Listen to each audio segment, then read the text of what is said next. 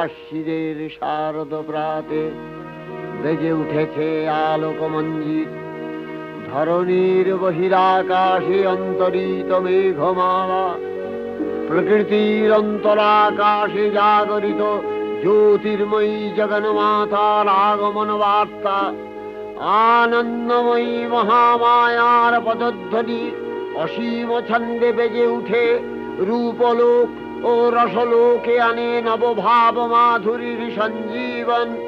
তাই আনন্দিতা শ্যামলী মাতৃকার চিন্ময়ীকে মৃন্ময়ীতে আবাহন।